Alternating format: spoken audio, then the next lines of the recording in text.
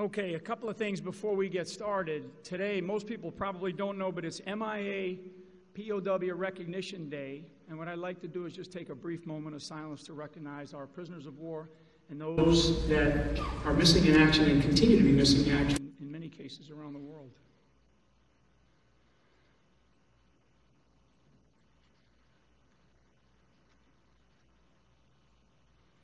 Thank you. Thank you. And a big round of applause for our POWs and MIA.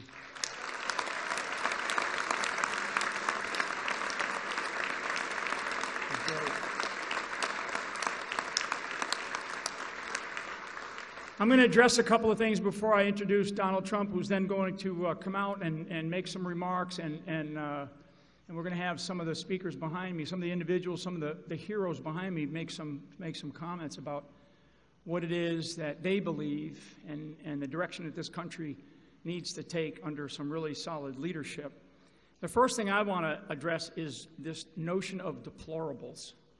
And I will tell you, if it's a badge of honor to wear, and I don't consider myself a deplorable person, but if it's a badge of honor to wear, when you think about the individuals who ran out to Lexington Common and formed up against the British to really begin to fight for American patriotism, to fight for something that they believed in, or as they trailed back to the North Bridge, and you're all familiar with the shot heard round the world, which is where that shot came from, and they fought back an aggressor at that time. And you take that all the way forward to all the men and women who have served and continue to serve in our combat zones around the world today. I mean, these are not deplorable individuals. These are individuals who care deeply for our country. And I will tell you, we should continue to respect the idea of patriots and people who are willing to volunteer and give the last true measure of devotion for this country, if required, in order to fight for it. And what we have right now in this country is we have a deficit of leadership in this country right now. I mean, it's a staggering deficit of leadership. Hillary Clinton, she is unfit to be President of the United States and Commander-in-Chief.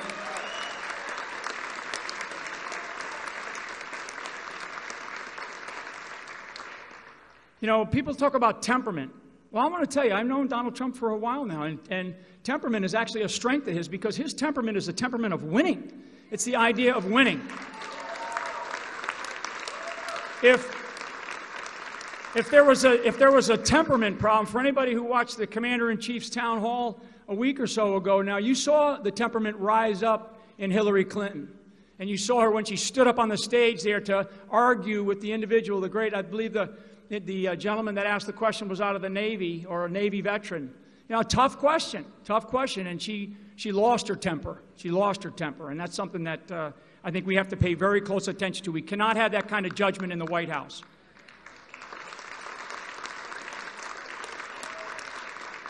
Okay, a couple of things before I bring Donald Trump out here. What's represented behind me, and you've seen all these numbers of flag officers, generals, and admirals. Today we sort of rolling out another batch, and their numbers continue to come in. I'm going to tell you that we have 165 flag officers from all walks of life that have stepped up to say we completely support Donald Trump to be the next President of the United States and to be the next Commander-in-Chief.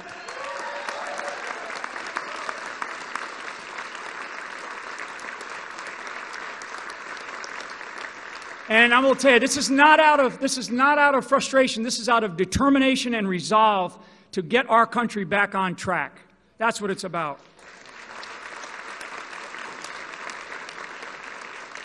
Behind me, represented behind me, we also have 17 Medal of Honor recipients who have also stood up and said, we support Donald Trump. Unbelievable.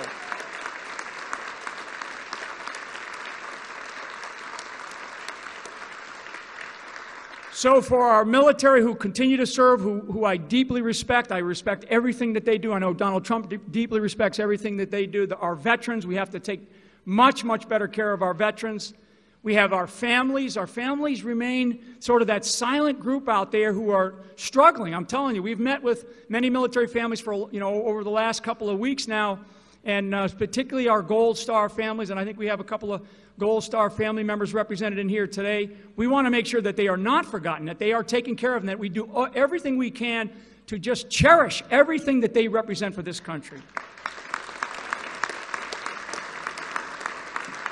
Okay, so with that, ladies and gentlemen, I want to introduce the next President of the United States, Donald Trump.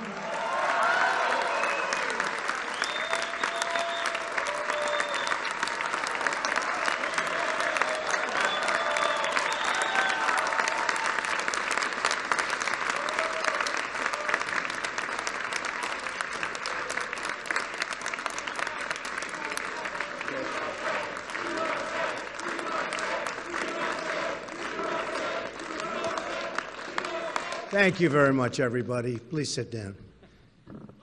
Nice hotel.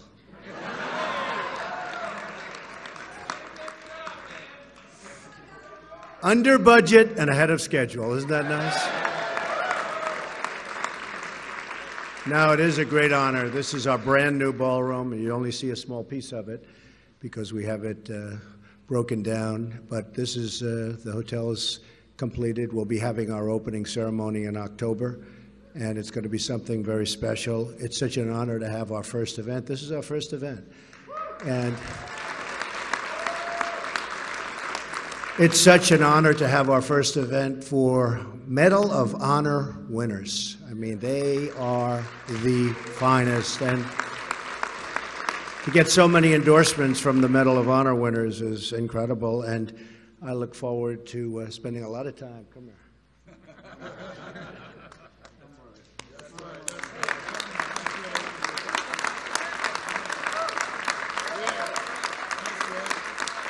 They have a lot more courage than I do. I will say that all the time. But it is such an honor to have this particular ceremony be the first ceremony, because I think when the hotel opens officially, it will be one of the great hotels anywhere in the world.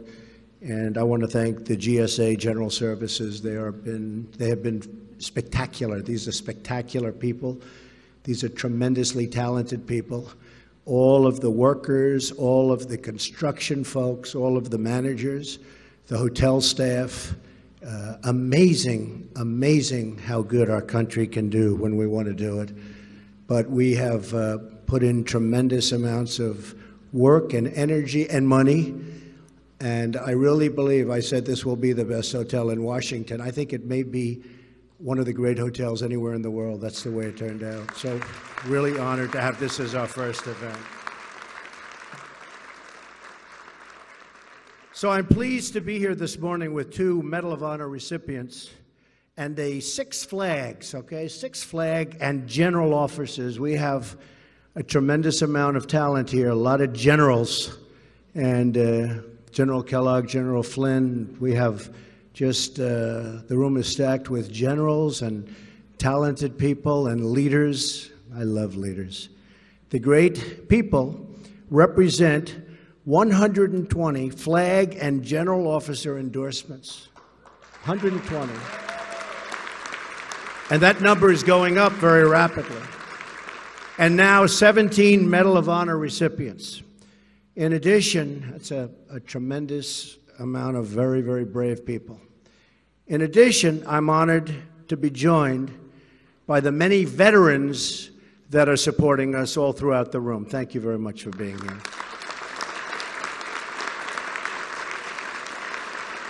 I'm also honored to have a Gold Star wife, Jane Horton, here. And Jane is with us this morning. Jane, where is Jane?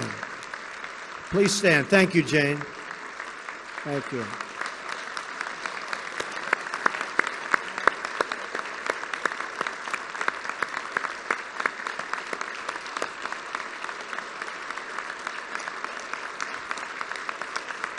Incredible. Jane lost her husband, Specialist Chris Horton, in Afghanistan on September 9th, 2011. And Jane, it's such an honor to have you here. And I hear so many things about Chris, and he was a winner. And thank you very much on behalf of the country. Thank you.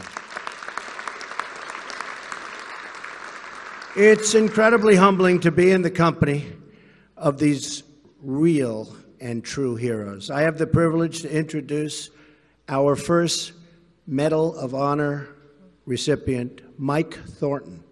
Mike is a retired United States Navy SEAL, a tough cookie, and a recipient of the United States military's highest decoration, the Medal of Honor, for his actions in Vietnam, the Vietnam War. In addition, he is the recipient of a Silver Star, 3 Bronze Stars, and a Purple Heart. I'm proud to have him on my team. It's such a great honor for me. And also fellow recipient Bob Patterson, who likewise has the Medal of Honor, who is also here. We have 17 Medal of Honor recipients, and they've all endorsed me for President of the United States. And I have been endorsed by generals, and many of the generals have become very good friends of mine. We seem to have a very good chemistry together. But even the generals admit there is something very special about Medal of Honor recipients. So, Mike, if I might ask you to just say hello, come up, say a couple of words, and thank you very much for being here. Thank you, ladies and gentlemen. Whoa, stop. We don't need no more of that. This is all about getting the word out there. I have known Mr. Trump since 1986, and when it wasn't fashionable to support the military in 1986, some great people like Donald Trump and Zach Fisher, and then we brought the USS Intrepid there, and he supported us back in that period of time. You know, ladies and gentlemen, the medal I wear so proudly around my neck, I do not deserve the medal, never will feel I deserve the medal, but it belongs to every man and woman who's ever served our great nation of America. Because, ladies and gentlemen, freedom is not free.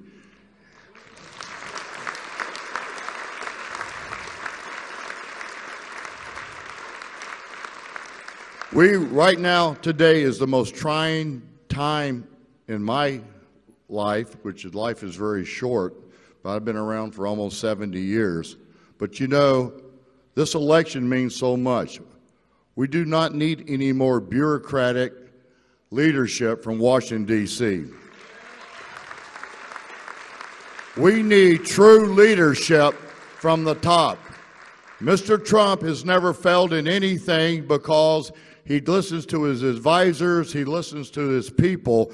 For the last 8 years, our president hasn't listened to anybody, and that's the reason why we've lost CIA directors, we've lost Secretary of Defense, and many, many general officers have dropped out or resigned because of his leadership. We cannot stand for 4 more years of leadership like that. We need somebody who's going to lead from the front like Donald Trump.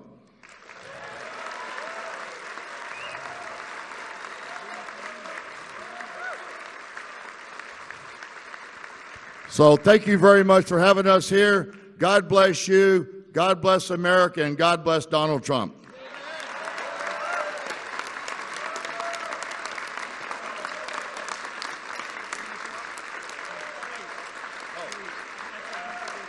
I'm supposed to introduce Bob Patterson, my good friend for 45 years. Just like the Navy, can't admit the Army's better. I'm here to tell you something right now. I spent 26 years of my life defending this country.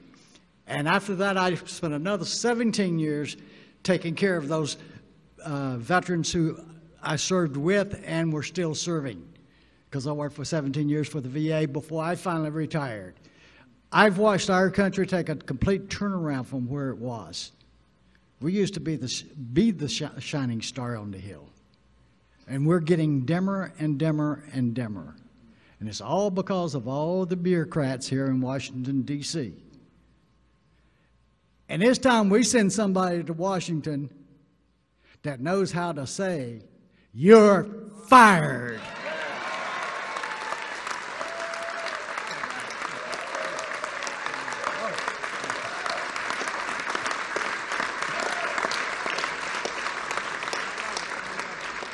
The gentleman I'm going to introduce is the Major General Zapata.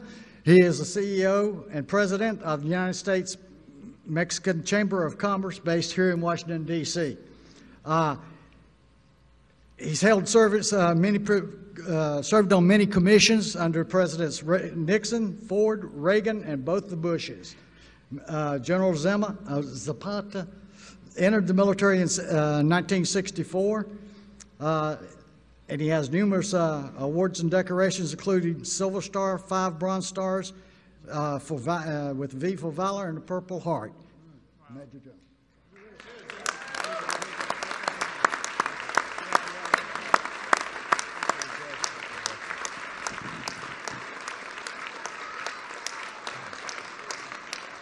What Bob just did to me, he made me older than anybody up here.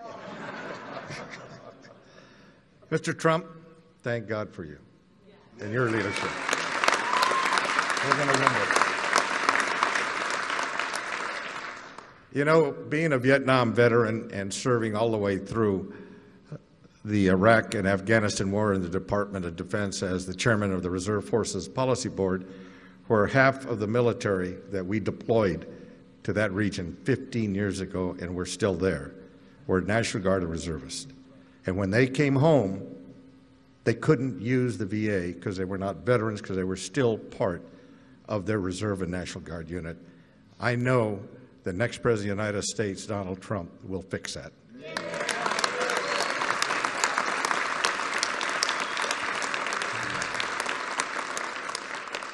I also would like to say, you know, deplorables are also deployables.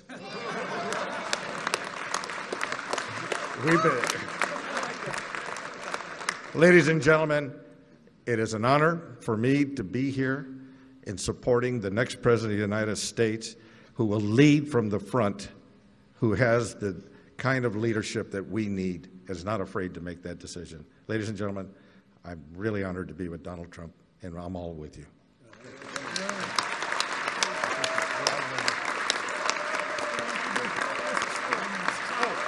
I got to introduce him. I actually probably did this on purpose because this next fellow is really a personal friend, and I have immense respect for him. He won his Silver Star in Korea when the North Koreans tried to take over our location there on the DMZ. So he's a very special warrior. He is a Major General. It's my honor to introduce you to Major General Burt Mississauga.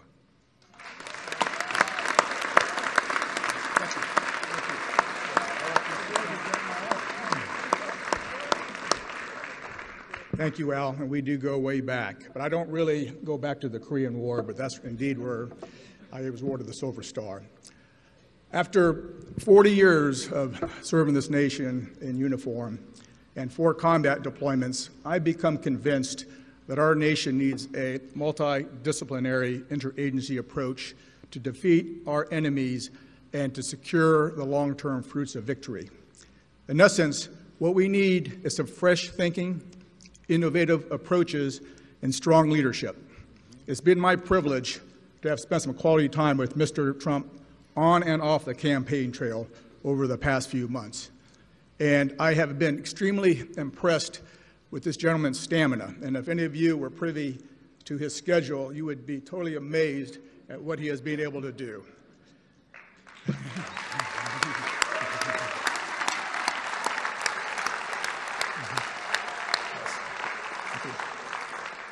In addition to his stamina, I've been very impressed with his intellectual curiosity and his raw intelligence and his energy and his enthusiasm and, yes, indeed, his temperament. He's got the right temperament that we need in the White House.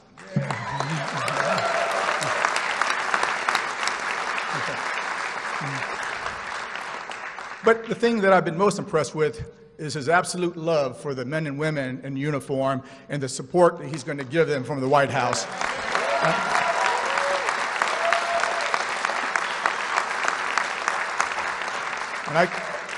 And I can guarantee you the sacrifices overseas and that their families make at home will not be in vain, in addition to the billions of taxpayer dollars that we spend supporting them. And that's why I stand by Mr. Trump to be our next commander-in-chief. Okay, thank you.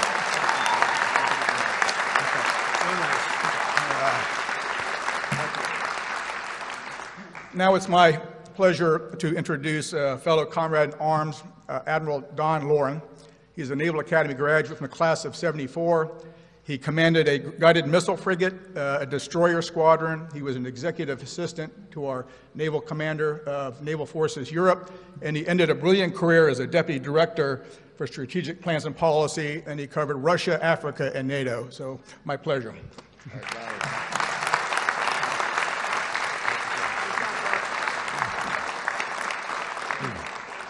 Well, thank you, everyone. We are a group of national security professionals who've dedicated our lives to the security of our nation, as deplorable as we are. Okay? We are not a political group, but we are a national security group that has chosen to support a political candidate. The series of discussions you've all listened to Mr. Trump have deal with national security. National security is not solely about the military.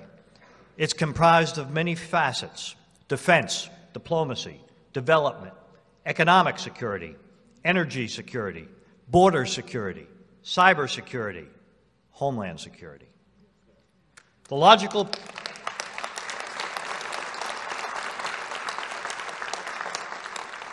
logical policy presentations that Mr. Trump has delivered over the last few weeks lay out a sound strategic approach to providing the security of the nation and the security of all Americans. These policies comprise a holistic approach to addressing the complex facets of national security in a complex and extremely dangerous international world. Moreover, Mr. Trump combines this multifaceted approach to our security with a pronounced commitment to those in uniform serving our nation today. And in fact, all veterans who have worn the cloth of the nation. And that commitment extends to the families of those who have served. For as all of us in this room know, their sacrifice has been as equally difficult, if not more so, than our own. George Washington said, "The willingness with which our young people are likely to serve in any war, no matter how justified, shall be directly proportional to how they perceive veterans of earlier wars were treated and are appreciated by our nation."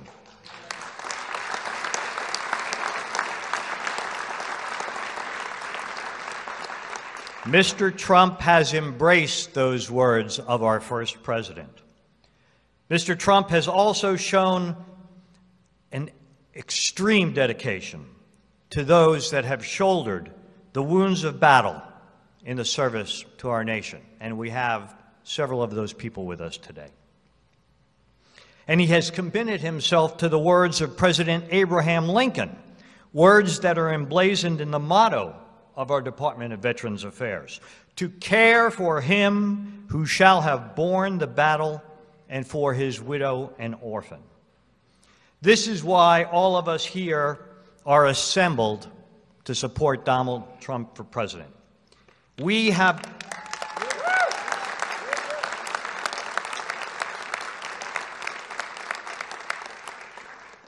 lived national security for a large part of our lives. We understand how a strong economy, cooperative governance, combined with skilled diplomacy, sound energy policy, sound alliances, and a united American public, all defended by a well-trained, appropriately funded, fully committed, and technologically unsurpassed military, come together to make America strong and make the world a safer place.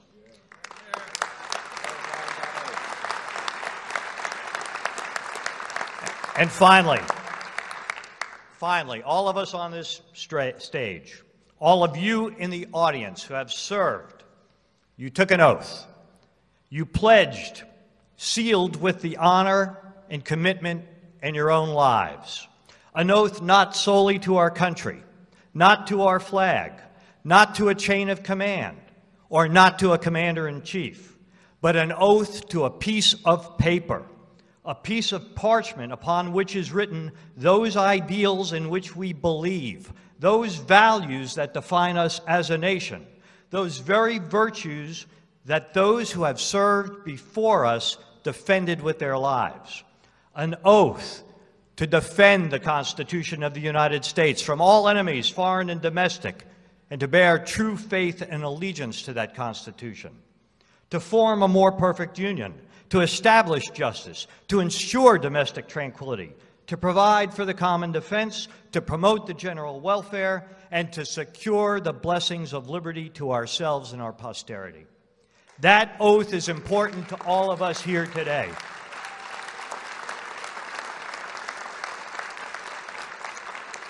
That oath remains the cornerstone of our lives long after we have taken off the uniform. That oath is important to Donald Trump. And he, in fact, will take that very same oath on January 20th, 2017.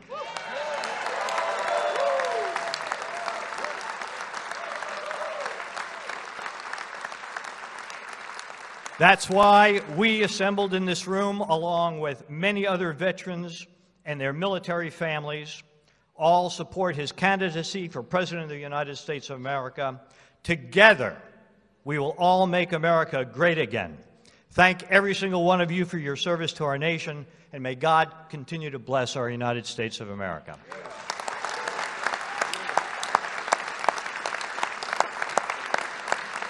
It's my pleasure now to introduce Lieutenant General Tom McInerney, a West Point graduate, but we won't hold that against him.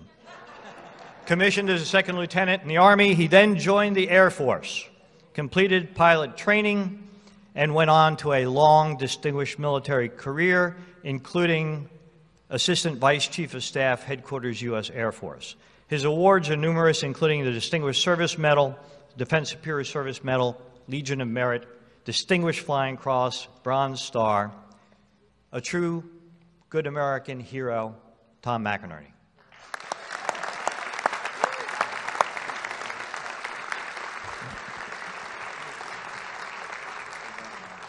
Thank you, Don.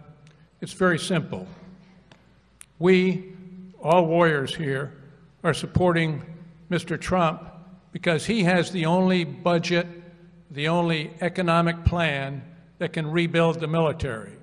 If you elect Hillary Clinton, you're going to get 1% growth. You're going to get 3.5% to 6% growth with this administration because he knows how to take the handcuffs off America's economy. We need that.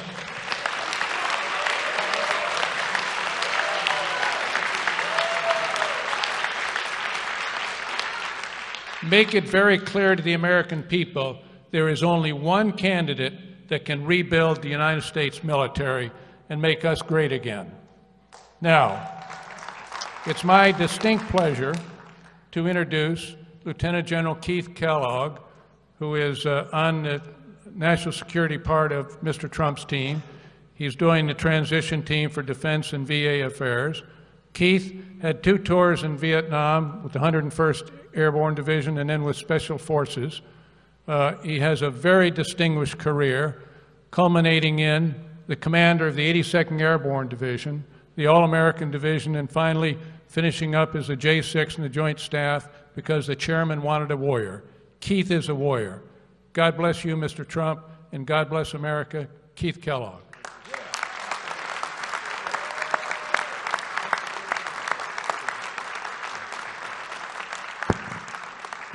Thank you, and I'm honored to be on the stage today with these great Americans, 2 Medal of Honor winners, 2 of 17 who in the past week have endorsed Mr. Trump to be our Commander-in-Chief. These are men who know the meaning of courage. They know sacrifice, they know character, and they're with us. And I also want to identify again, as Mr. Trump said earlier, Mrs. Jane Horton, a Gold Star wife of Chris Horton. Chris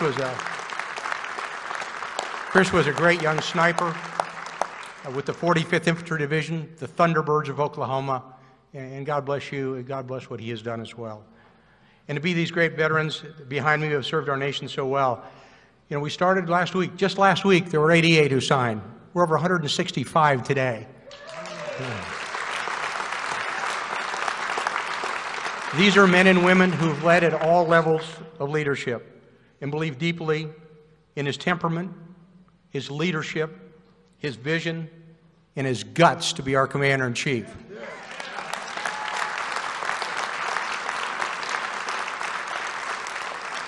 For those of you watching, let me tell you a little bit about the people who support him, the people behind me and the people who are not here, and to the millions of Americans who hopefully are watching.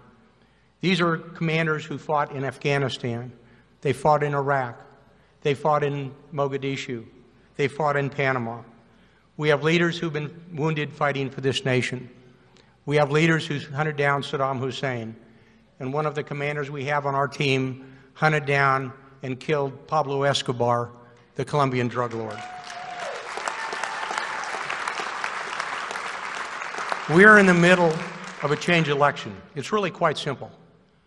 To those of you here today, to those of you listening out there, and to those of you watching, if you want to keep the status quo with all its failures and promises of more of the same, then you know where you can go. Or if you want to move forward with courage, be what we can be, what we should be, and what we will be, then you will elect Donald Trump to be President of the United States of America.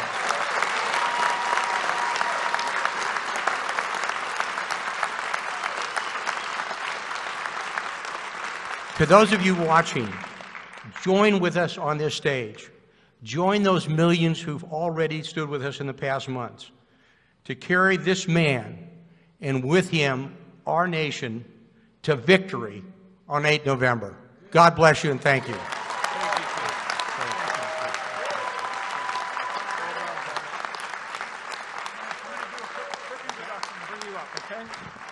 Okay, without further ado, the person that you're here to see and here to listen to, the next President of the United States, Donald J. Trump.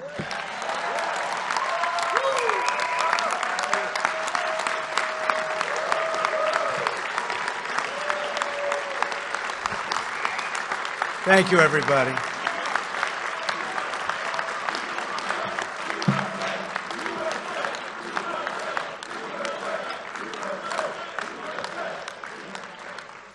Thank you, everybody. Please sit down. Thank you. This is such an amazing honor. And the difference is we want to all get back to work, whether it's building our military or building our country.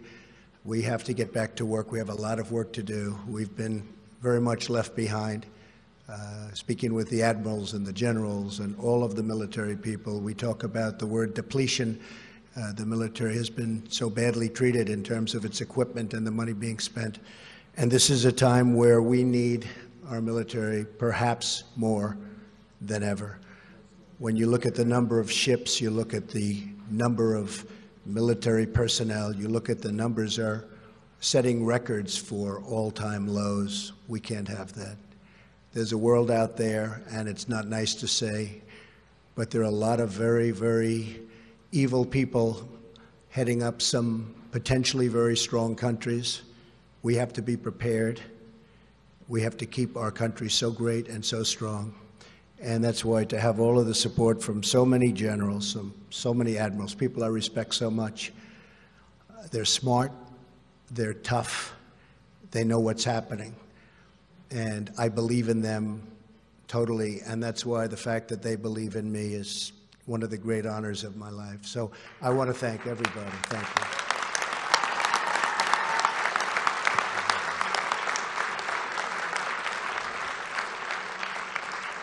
Now, not to mention her in the same breath, but Hillary Clinton and her campaign of 2008 started the birther controversy.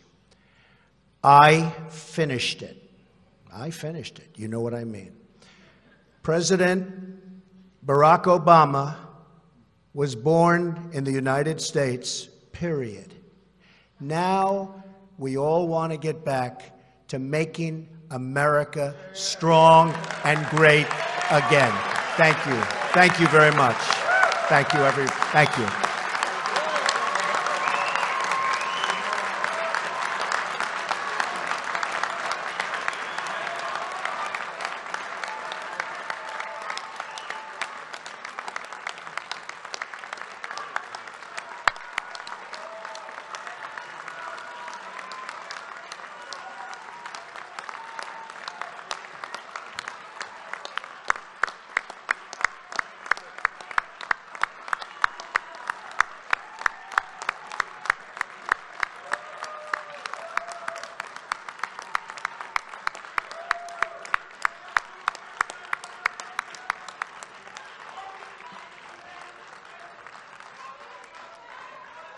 Hey, very, very briefly, I just want to say what the big themes that have come out today. So what you heard today, first, we want to deeply thank all of our military men and women who continue to serve this great country. If being a deplorable and wanting our country to be great again, then I'm a deplorable. But those individuals who serve our military, the men and women, the veterans, the families who stand behind all those sacrifices, they are not deplorable Americans. They are great Americans.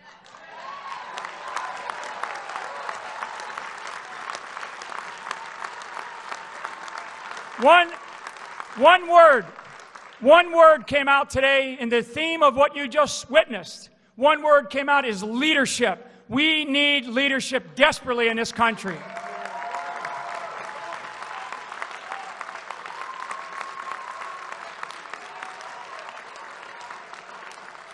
Ladies and gentlemen, thank you all for being here today. God bless this country. Let's make America great again. Thank you.